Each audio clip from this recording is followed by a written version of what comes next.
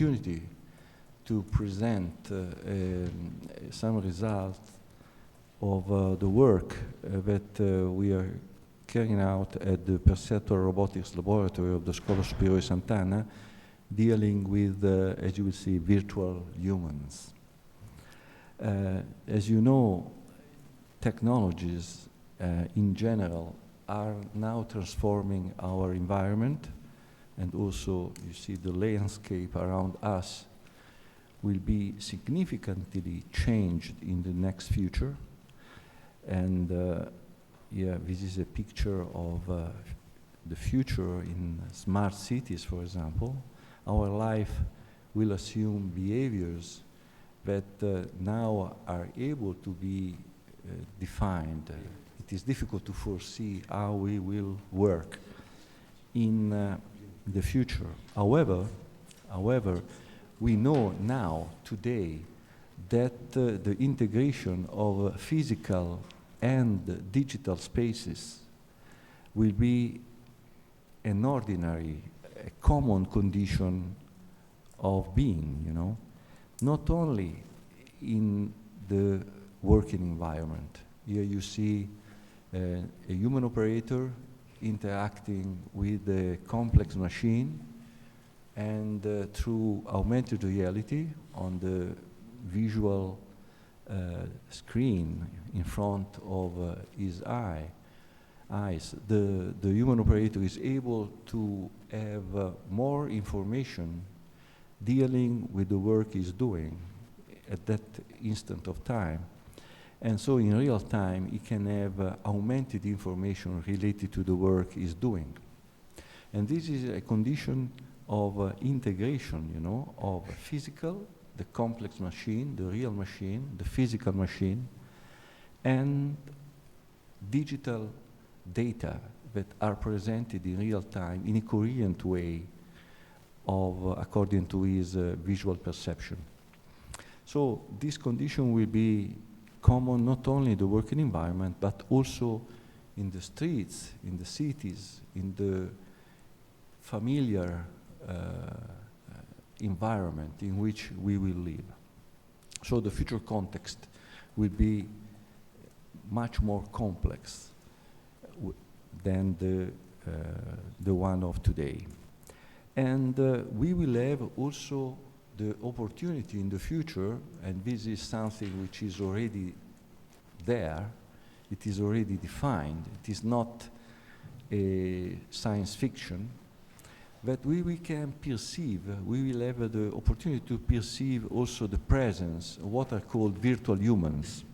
And here you have a Japanese version of the first virtual humans that are now produced.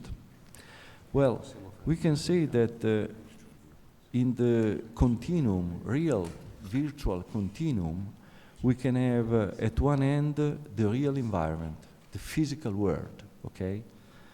Where we live, where we are working today, you know, and we are present each other, and we are communicating and interacting each other. On the other extreme, we will have virtual environments that are environments created by the computer. They are totally digital, okay, completely digital. There are no physical objects inside. All are generated by the computer. However, in the middle between these two extremes, totally physical, totally digital, we can have other two conditions. The one is augmented reality, and the second one is augmented virtuality, okay? These two spaces, complex spaces, are mixed reality, something which we will have physical objects and digital objects appropriately integrated, okay?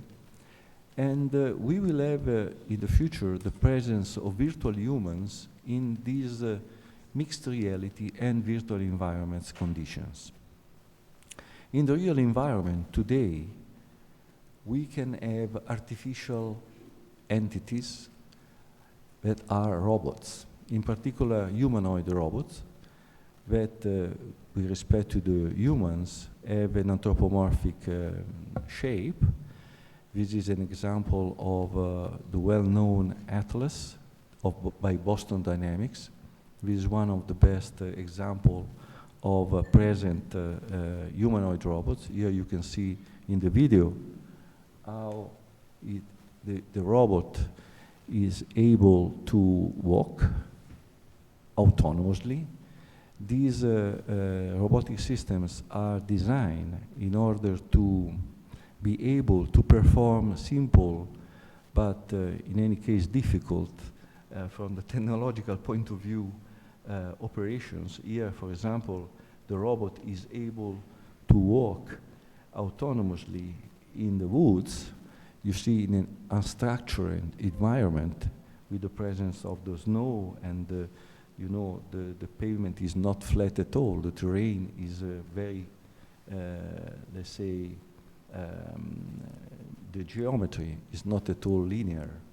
And is able also, you know, as you see, to maintain the balance. And also the distance between the robot and the human is completely limited, you know. It is not so large as it is today, for example, inside an industrial environment. Here you can see the robot performing specific operation in an autonomous way. For example, this is for logistic pick and place of specific objects. And the same operation can be performed also when the external conditions, for example, you see there are disturbances from an external object, from an external entity that varies the conditions. The robot, by exploiting its perceptual capabilities, is able to reconfigure its operation and to successfully perform the task, okay? So this is something that today it is the state of the art with respect to the behavior of humanoid robots. This is an artificial entity, and you will see that it is able to interact in a special way with humans. Here, for example, by itself, the machine is able to recover its standing position, okay? But moreover, the same robot has been controlled recently also to perform more difficult operations. For example, here is making parkour operations and so on. So this is the level, the state of the art of activities in the framework of humanoid robots. And that is the real environment. But the real environment in the future can be populated also by another kind of anthropomorphic robots that are called androids. These are the example by the work of Hiroshi Ishiguro in Osaka University. This colleague of us is able, you know, to perform these robots that, on the contrary of the humanoid robots that you have seen before, these are almost static machines. They are able, for example, to move very slightly the head. They are moving the eyes, but they are not able to deambulate walking, for example. And these are, for example, this is an evolution of robotic systems in which the cosmetic part, the aesthetical part of the robot is, as you will see, well designed. There are also other examples. This kind of android can be exploited, for example, for affective interaction also with elderly persons or with children. This is the example of android. They are not able to deambulate. This is an example of this is an example of a Chinese android robot. You see, the movements are very limited, the capability of motion are limited, but however, it is realistic, the movements of the head, and also some kind of expressions with the eyes. This is an example of another interesting humanoid android robot, which is able also to communicate with humans through natural language. And there are different levels, clearly, of capabilities in order to use languages for the interaction of the android robots with the human operator. Here, for example, there is another example by Hanson Robotics. This is very famous Sophia, which is used for example, it is used like virtual humans, as you will see later, in front-end offices, for example, in order to talk with people, to receive people in specific areas and so on. They are able to talk and move. You see the movement also are limited, but they have also some kind of mimicry of the hand and of the arm.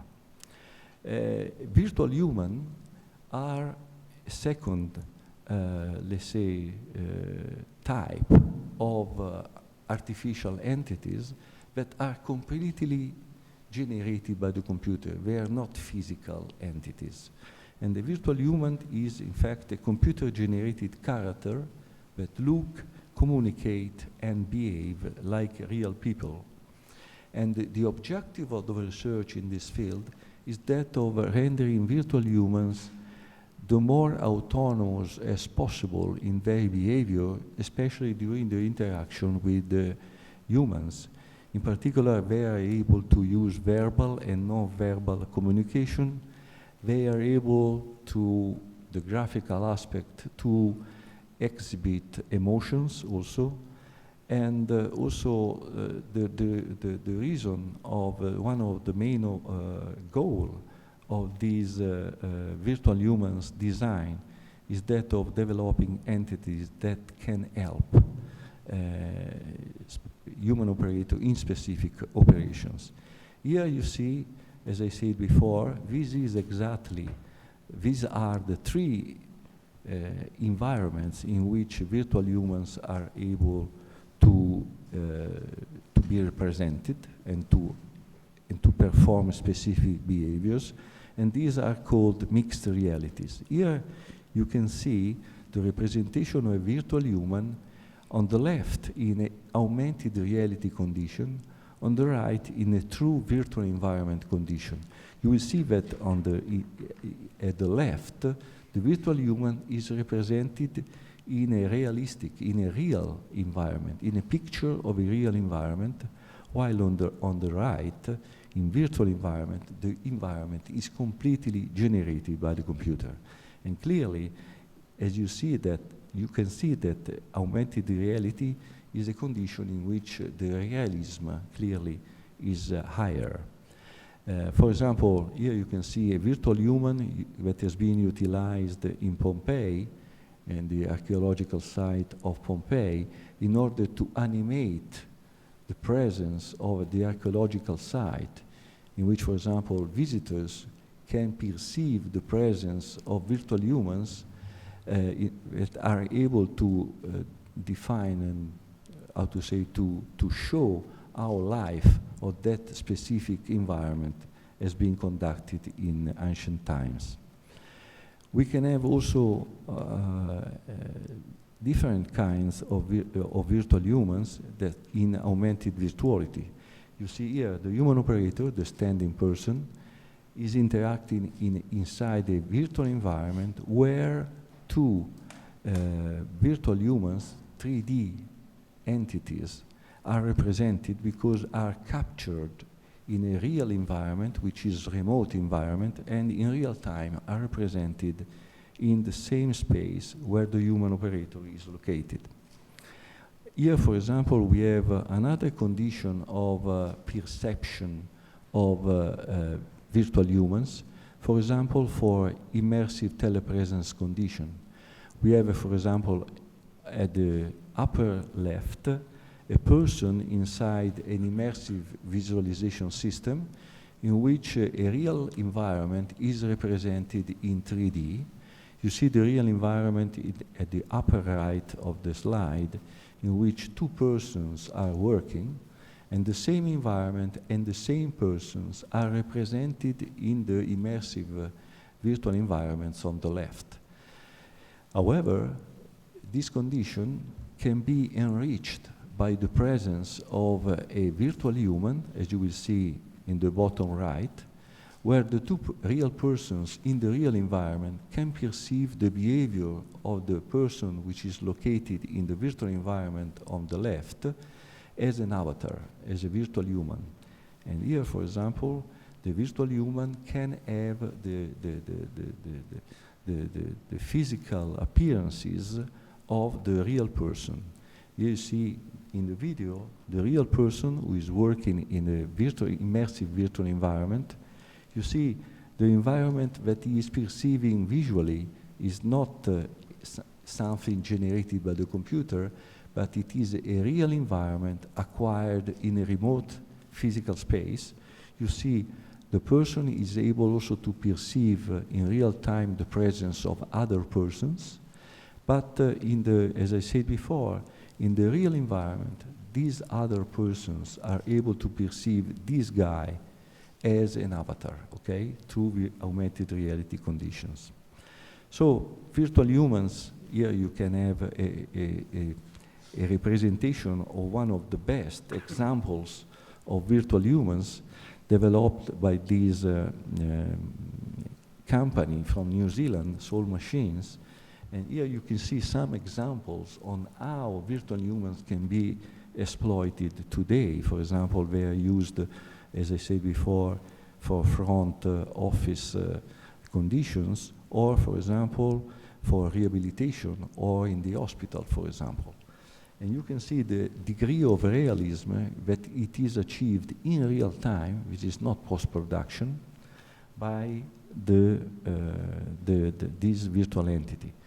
This is the first example of this virtual human developed by Soul Machines, and you will see clearly the behavior of virtual humans is strongly connected to algorithms of artificial intelligence that are able to generate the autonomous level of behavior of this machine. For example, these machines are able also to perform verbal communication to humans, and for example, for some examples of this company, Soul Machine has exploited, for example, some actresses like Kate Blanchett, for example, in order to provide the voice to some of them. Virtual humans can have a lot of applications field today. For example, they can be used as virtual actors for entertainment. They are used in ergonomic studies as virtual assistants in different kinds of operation. Recently, last year, we saw the first example of virtual top in the fashion industry, and also medical simulation and also sport training. Here you see some example of the use of virtual actors in the movie industry. Here you can see some example of virtual actors in China. They are represented in 3D on the stage, and clearly they can be integrated with special effects since everything is generated by the computer. Or, you know, in these days in Luca we have the comics,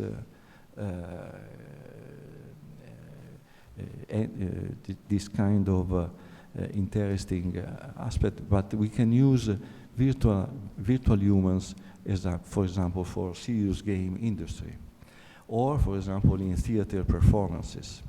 This is an example of the use of virtual humans in the facial digital industry of the future. This is Pseudogram, developed by this Wilson Cameron James, who is a photographer based in London. Virtual humans are not utilized for example, for real exhibition, but they are used in order to lower the cost of shooting of the real models, in order to clearly lower the cost for generating specific, you see here some example of the same virtual model for specific journal or magazines, clearly. This is the equivalent of Shodogram in Japan. Virtual humans clearly requires, from the technical point of view, an interesting architecture which is very similar to that of androids and humanoid robots. Clearly, we have to take into account how the geometry is defined. We have to design specific operations, specific module control for the motion synthesis, and clearly the cognitive architecture, it is one of the fundamental components in order to allow these virtual entities to interact with the humans. And this is an example of the architecture for the specific virtual human. The components are very interesting. Clearly, we have no time today to discuss about the uncanny valley. So the level of let's say, similarity of the appearance of the artificial entity is correlated with the level of acceptance of the artificial entity by the humans, you know. And here you can see some example on the details in which the rendering from the graphical point of view is achieved, here for example, for the eyes, or for different types of rendering with computer graphics algorithms. Here you see the hair that can be extremely realistic and very difficult to be obtained in real time, and also face expressions require specific algorithms to analyze let's say, to express the emotion of the virtual character, the virtual humans during the interaction. Here you see it is interesting also to see how the representation is achieved, and here you see some example of the anthropomorphic behavior can be obtained in different working conditions. And as you can understand, different families of AI algorithms are used in order to obtain these results. This is an example of a conversation between two virtual humans. The first performs a speech and the other understands what the first has said and answers. And this is something that can generate, I'm sorry, there is no voice here, but at present the performances of these algorithms for natural language and interpretation, reproduction are not working in a proper way.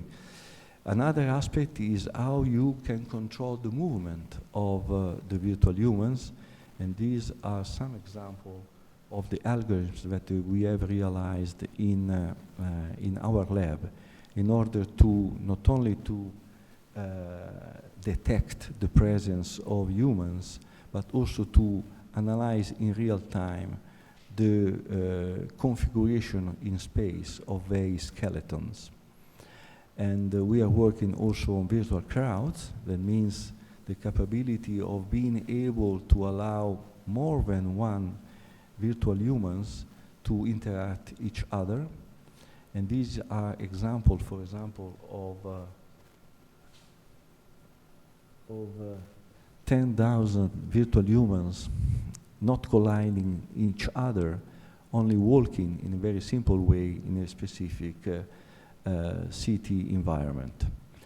We are using virtual humans also what are called virtual reality exposure therapy. People affected by some phobia, for example, phobia of speaking in public, can exploit virtual environment in order to overcome this kind of psychological problem. And here it is an interesting, very interesting application of virtual humans, which is state-of-the-art in US, for medical training. You see the shoulder of the student in front of the patient, and there are no teachers, there are no professors of medicine, but there are three virtual humans that are the entities with the knowledge on what the student has to perform, they are able to understand and to see what the student is doing with the mannequin or with the patient to the, you see the cameras at the top of the screens. So there are virtual humans that have how to say, an awareness of what is going on in the real environment.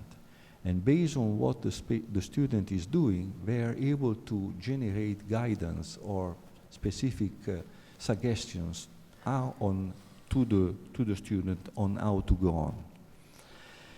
There is also some interesting aspects in the study of psychology. For example, it is possible to exploit virtual humans in virtual environments in order to allow a person to exchange one person with the other.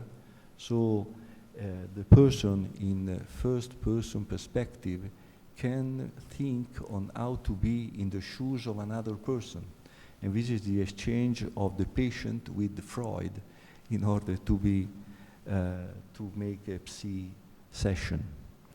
There are projects that are very futuristic. In 2045, this initiative 2045, which has been funded by a Russian guy, will have the capabilities of having, for example, in 2045, 3D avatars with the content of the brain of real persons. And this is something very futuristic and very post-humanistic approach. So in conclusion, we will have in the next future a real environment where humans will live with robots, humanoid robots, androids. We will have virtual environments in which we will that are populated by virtual humans. In the middle, we will have augmented reality and augmented virtuality conditions. So humans will have the opportunity to share the same complex real digital space and be able to communicate and interact with all the entities that you have seen before.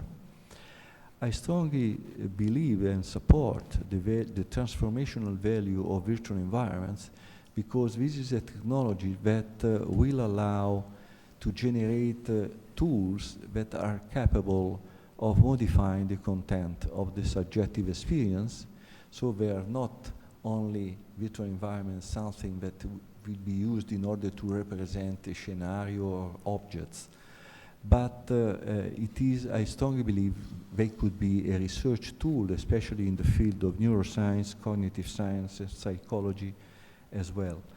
I will conclude by this statement by this contemporary artist, Olafur Eliasson, who is saying that making a work of art is essentially changing the world. Even just a small drawing with a pencil essentially pushes the world. So thank you for your attention.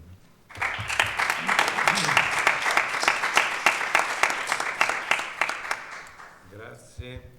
Thank you very much, Professor Bergamasco.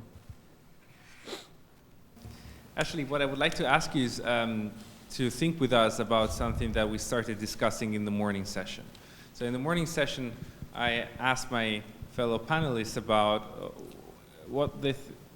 if they can identify something in robots that is peculiar and different from other things, that makes human beings have an emotional reaction. So while you were displaying the video of Atlas, the people behind me were saying, poor robot, when the robot was being harassed or pushed around. Now, if you think about it in an ontological perspective, there is no reasons to be concerned for the robot. I mean, it's as if I was pushing around and harassing my own computer. I would primarily be concerned with the economic consequences I would face if that broke, or losing my files. But I would not feel sorry for my computer. But people are brought to feel sorry for a robot being harassed. Why do you think it is the case? I think this is a problem which is still unsolved, or what is said to be like the uncanny valley problem. I showed before the correlation between the level of similarity of the appearance of the artificial entity with the human, and this is correlated with the level of acceptance by the human of, and this means also a sort of empathic relationship of the human with the machine, okay? More the machine is similar to humans, the higher is the level of, let's say, acceptance. However, there is this strange effect that when you move to a higher level of similarity, the level of acceptance go down and then go up for humans, for example. So this lower level of acceptance is still to be, first of all, it is not said it exists for all, you know, it depends. But clearly, it is something that should be still investigated. So the relationship, from the point of view, you see, what you said before is that when the person pushes the robot, the other person say, oh, I'm sorry for the robot, okay? Because the level of acceptance depends also on the movement of the artificial entity. If you have a static, for example, dolly, okay, it is different with respect to having a robot moving, okay? The level of acceptance and empathy increases with movement, okay, of the artificial entity. But it is an interesting aspect. For example, also in terms of cosmetical aspect of android robots, you know, if you are not achieving a true realistic appearance, there is something that brings repulsion. So the border, it is extremely difficult to be defined. There is a range, and I believe that this range, it is not something absolute. It depends on the person, the conditions, and so on. So there are a lot of aspects to be studied, especially for these, let's say, interacting aspects related to aesthetical aspects and the movement, behavior aspect of the artificial machine. At all.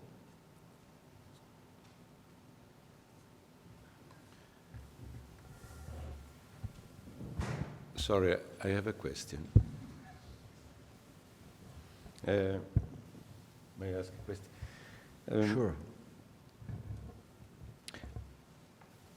I was thinking about this, connection that you make also in the abstract, especially maybe in the abstract between the construction as such, engineering of a robot, and some ethical issues that might arise that are, in truth, not treated in the, truly treated in the presentation. But implicitly they are. Well, my hunch is that the purpose of making some robots humans is itself different from simply utilizing some capacities, a bundle of services that one can take from the robot. If you add the purpose of making it something like a human, you are asking something that has nothing precisely to do with its aesthetics.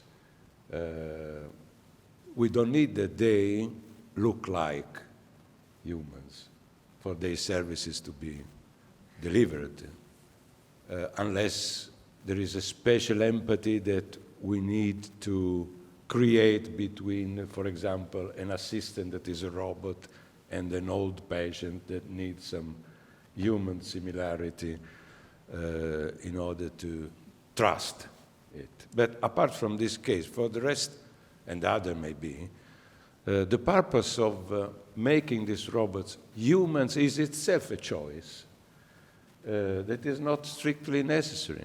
It's a choice that still, to me, should be justified, and is not, unless we wish to be God in a way.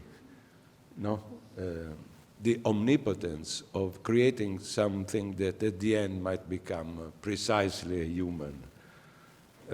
So why do you want them to be humans? You can have robots, you can have virtual machines that do precisely whatever you wish them to do, but you want them to be similar to humans. That's strange. Of course, there was at the start, especially in the first part of the presentation, something that was moving my imagination, because at the start, especially at the start, we had some very nice or good-looking robots, aesthetically perfect, that they were completely useless. You might remember this, because they couldn't move, etc. And the useful ones that were absolutely ugly, horrible. So there is a choice in this too, because I didn't understand why one has to be absolutely ugly and horrible in order to be useful, while the presentation you made of these nice, good-looking girls, for example, was associated with the fact that you can do nothing with them because they cannot move, they cannot. So there is some ethical, sorry, I finished this.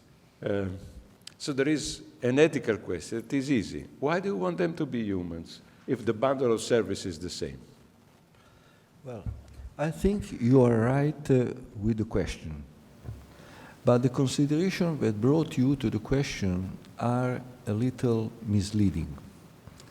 Let me say that on reverse of what you said, it is, if you want to generate an affective behavior between a human and another entity, also for an affective behavior, you don't need it to be a human. So, and if you want an affective behavior, you say, why I should do it as a human?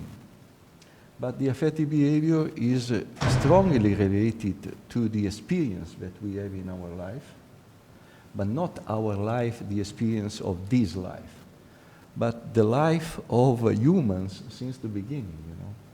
So our perceptions, the way in which we relate to others, even machines, from the point of view of humans, is strongly affected by assumptions, perceptual assumptions, that we have since the primates, you know, apes or something like that.